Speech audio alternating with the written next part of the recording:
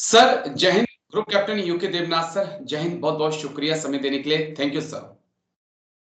जय हिंद राजेश। शुक्रिया सर। नए साल पर एक नई खुशखबरी आई तो बड़ी दिल को खुशी हुई कि सरकार ने 8th पे कमीशन को बैठा दिया है और जल्द ही जो हमारा मेन स्ट्रीम मीडिया है वो बल्ले बल्ले लग पड़ा सरकार की करने की। देखिए बस अब तो केंद्रीय कर्मचारियों के और जो पेंशनधारी हैं, हम जैसे आप जैसे, उनकी बल्ले बल्ले होने वाली है।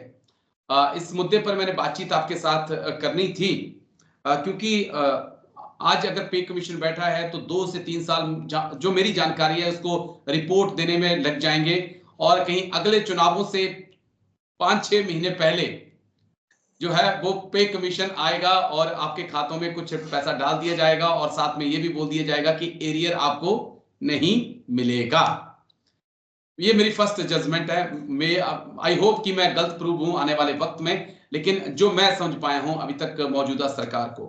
लेकिन मेरी उससे हटकर बात है सर कि तमाम सरकारी कर्मचारी बहुत ज्यादा खुश हैं, जो गवर्नमेंट एम्प्लॉइज हैं खुश हैं कि भाई 18,000 हमारी जो बेसिक सैलरी थी आज आने वाले वक्त में 33-34 हजार हो जाएगी। मोटा पैसा आएगा, घर के काम करवाएंगे, छत डलवाएंगे, लेंटर डलवाएंगे, दीवारें चिनवाएंगे, प्लस्तर करवाएंगे।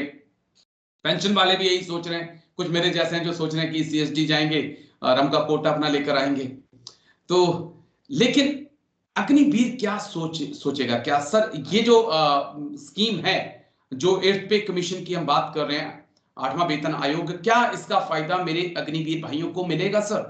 क्योंकि दिवाली के बोनस के लिए वो तरसते रहे, ब्रेक जोड़ने के लिए वो तरस रहे हैं। क्या इस 8th पे कमीशन का फायदा उनको मिलेगा या वो 21-22 हजार में ही रह जाएंगे सर? हाँ राजेश, बहुत बड़ा और बहुत शानदार सवाल आपने पूछा। होता ऐसा है कि जो वेतन आयोग है, पे कमीशन है, इसकी जो सिफारिशें हैं सारी सरकारी कर्मचारियों पर, सेंट्रल गवर्नमेंट एम्प्लॉइज पर लागू होती हैं। तो उस हिसाब से देखा जाए तो लीगल डेफिनेशन अग्निवीर की ये है कि वो सेंट्रल गवर्नमेंट का एम्प्लॉय है। तो पे कमीशन की जो भी रिकमेंडेशन होगी वो सेंट्रल गवर्नमेंट एम्प्लॉइज पर भी लागू होंगी, अग्निवीर पर भी लागू होंगी। अब मोटा मोटी ये होता है कि हर पे कमीशन के वक्त तनख्वाह बढ़ जाती है, बेसिक पे बढ़ जाती है जी। अग्निवीर की तनख्वाह अगर 21,000 है या जो भी है वो बढ़ जाती है। सवाल है कि कितना बढ़ेगी। बढ़ेगी तो खैर जरूर। तो जो हमने ट्रेंड देखा है, सरकार वित्त मंत्रालय एक इस्तेमाल करता है शब्द, उसका नाम होता है फिटमेंट फैक्टर। जी। तो जैसे 7वां छठा वेतन आया हुआ, उन्होंने कहा जी फिटमेंट फैक्टर हो गया 1.86। ओके। यानी जिसकी तनख्वाह जितनी थी उसको 1.86 से गुणा कर दो, बेसिक पे उसकी उतनी हो जाएगी। तो अब इस बार क्या होगा? जो 7वां वेतन आयोग था तो उन्होंने कहा जी फिटमेंट फैक्टर जो है वो होगा 2.57। जी। यानी जिसकी तनख्वाह बेसिक पे जितनी थी वो 2.57% बढ़ जाएगी। तो इस बार भी ये उम्मीद की जा रही है कि फिटमेंट फैक्टर जो है वो 2.57 से ज्यादा ही होगी। जी। आकलन ये लगाया जा रहा है कि एग्जिस्टिंग जो फार्मूला है उसके हिसाब से इस बार शायद फिटमेंट फैक्टर जो है 2.86 के आसपास होगा। यानी जी। जिसकी जितनी तनख्वाह है बेसिक पे, हम अग्निवीर की भी बेसिक पे ही समझ लेते हैं, वो बढ़कर 2.86 गुना बढ़ जाएगी। जी। सबसे बड़ा राजेश, ये तो सारे केंद्रीय कर्मचारियों के लिए लागू है। बिल्कुल एक सर, पे बिल्कुल। कमीशन का एक बहुत बड़ा रोल हर पे कमीशन का होता है कि वो आकर पुराने कुछ अलाउंसेस को, सुविधाओं को बंद कर देती है। अब ओके। मूच अलाउंस था, उन्होंने कहा जी मूच अलाउंस सबसे बंद। और हर पे कमीशन जो है कुछ नए अलाउंसेस को देने के लिए राजी हो जाती है। जी।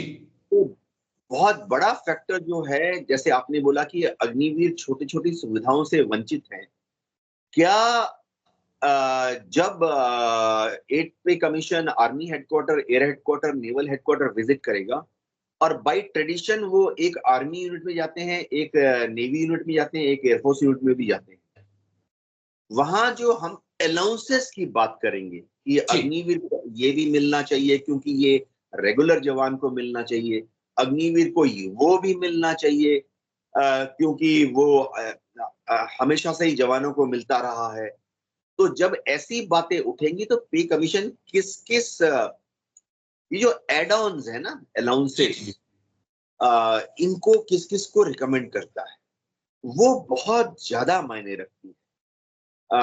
हम हमेशा से मैं बीच में आपको टोक रहा हूँ, अमूमन मैं टोकता नहीं हूँ, लेकिन जो सवाल आपने एक बड़ी अहम बात कही कि अग्निवीर के गवर्नमेंट एम्प्लॉइज हैं और जब पे कमीशन आएगा तो तमाम गवर्नमेंट के एम्प्लॉइज को मिलेगा, लेकिन क्या वाकई में, क्योंकि ये गवर्नमेंट एम्प्लॉइज के तौर पे हम देखें अग्निवीर को, या 4 साल के बाद जब परमानेंट होंगे तब हम गवर्नमेंट एम्प्लॉइज के तौर पर इनको देखेंगे?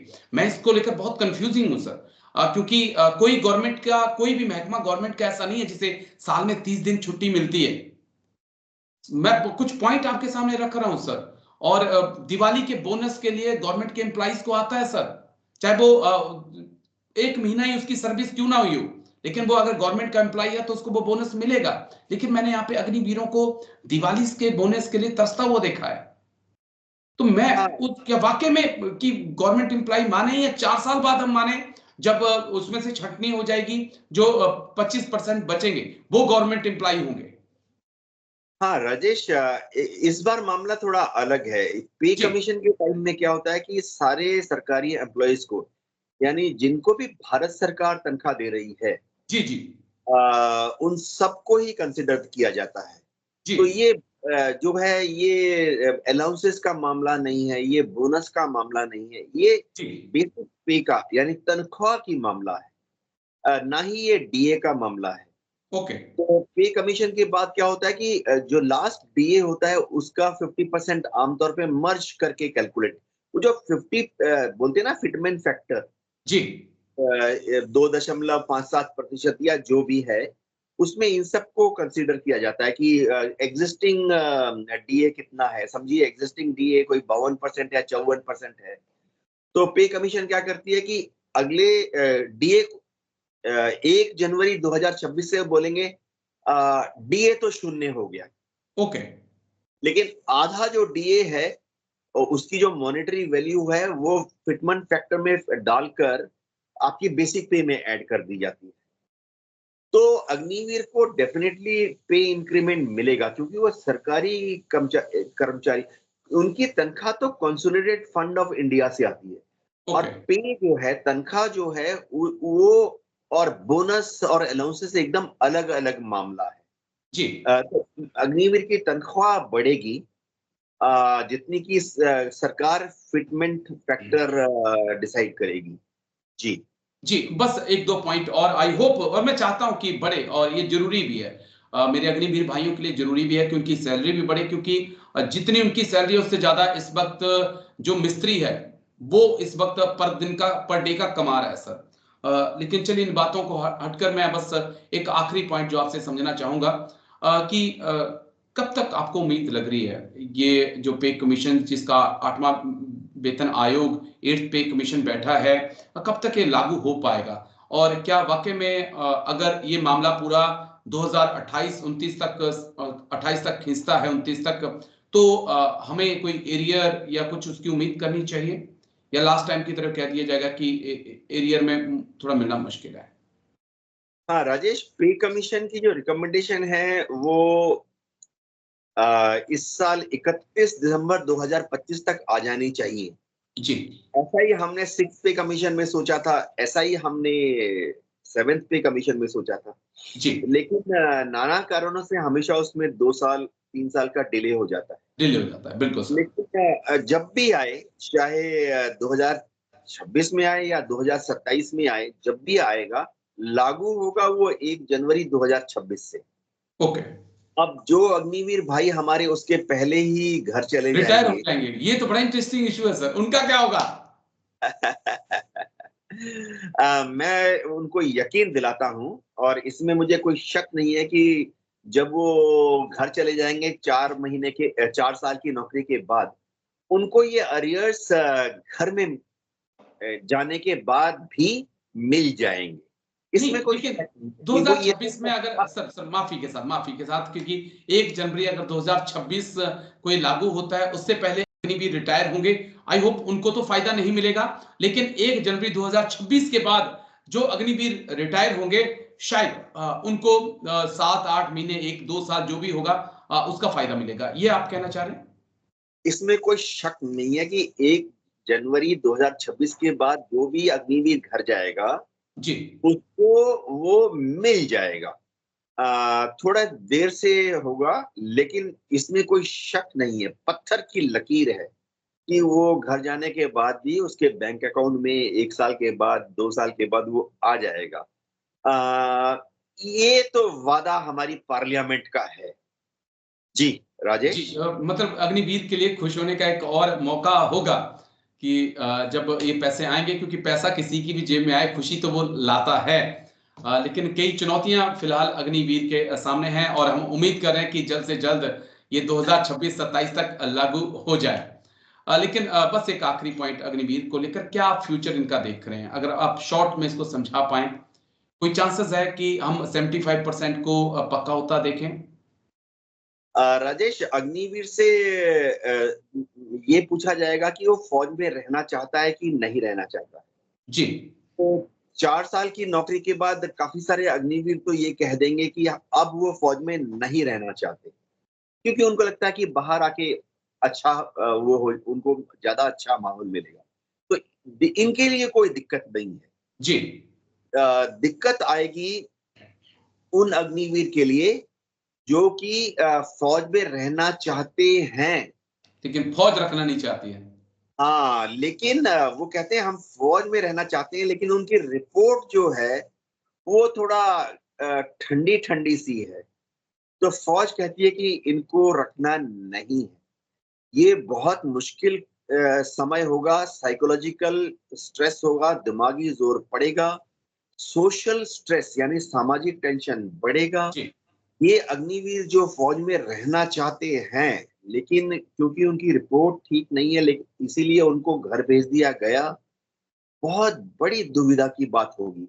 इनमें से चलो कुछ को अगर बीएसएफ, सीआरपीएफ में, स्टेट पुलिस में मिल गई अच्छी बात है। लेकिन इनमें से जिनको जलेबी बेचना पड़ा, चाय बेचना पड़ा, मेरे ख्याल से आने वाले समय में सामाजिक जो टेंशन है, बहुत बढ़ने वाला है। मैं फिलहाल इनको सिर्फ़ सहानुभूति दे सकता हूँ।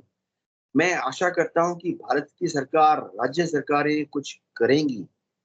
क्योंकि मेरे को ये तो मैंने कैलकुलेशन 10 बार कर ली है कि इन सब 75% अग्निवीर जो घर जाएँगे, किसी भी हालत में इनको एक इक्विवेलेंट सरकारी नौकरी नहीं दे सकते।